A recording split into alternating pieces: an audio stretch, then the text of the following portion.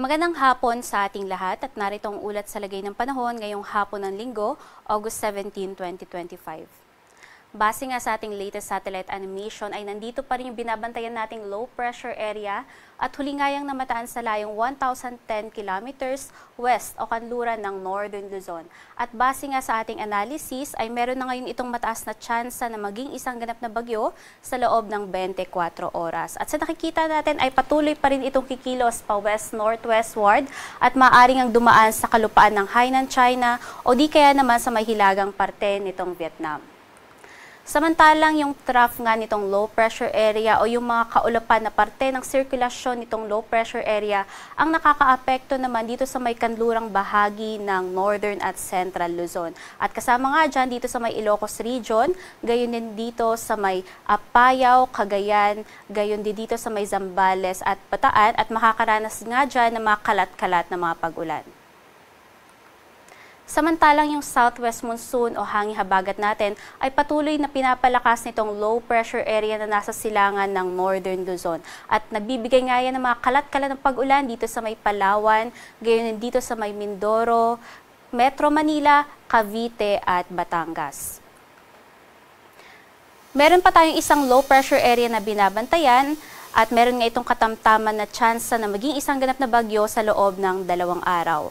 Kung magiging bagyo man ito, bago makalabas ng ating Philippine Area of Responsibility, ay papangalanan nga natin itong si Juaning, ang ikatlong bagyo ngayong buwan ng Agosto. At huli ngayong namataan sa layong 585 kilometers east-northeast ng Itbayat, Batanes.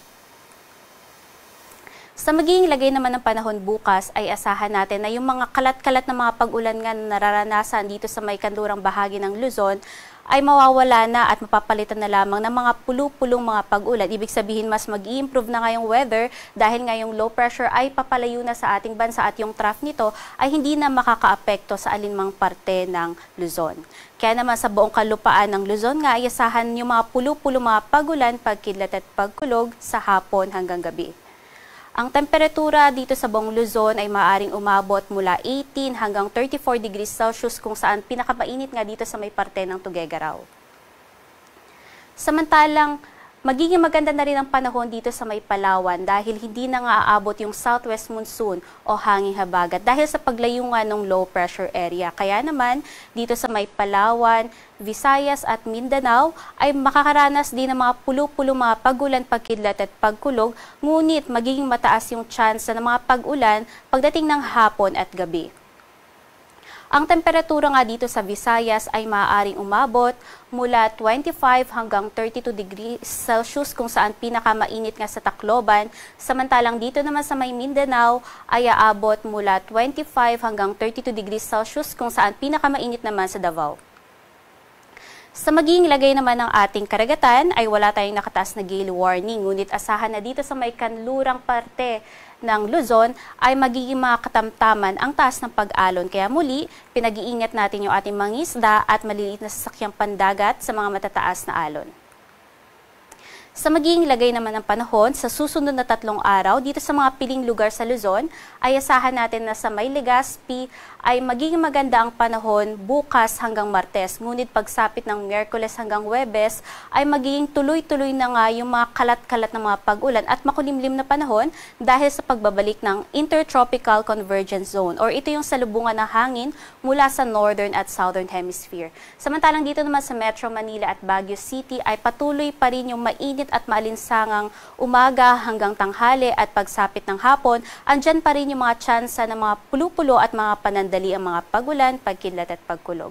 Ang temperatura nga sa mga piling lugar dito sa may Luzon ay maaaring umabot mula 16 hanggang 32 degrees Celsius.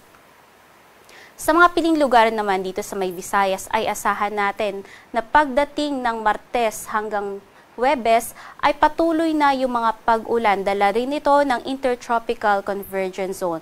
Kaya inaabisuhan natin ang ating mga mamamayan na patuloy na umantabay sa mga updates mula sa Pag-asa hinggil sa inyong Rainfall Advisory at Thunderstorm Advisory na magbumula sa Pag-asa Regional Services Division.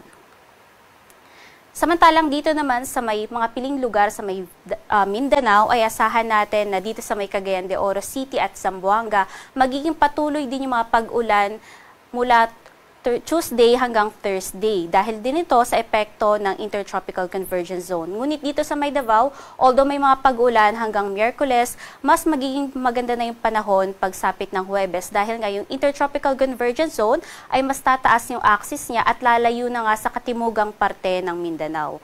Ang temperatura nga dito sa Mindanao ay maaaring umabot mula 24 hanggang 32 degrees Celsius. Dito sa Kalakhang, Maynila, araw ay lulubog ng alas 6:18 ng hapon at sisikat naman ng alas 5:43 bukas ng madaling araw. Para sa mga karagdagang impormasyon,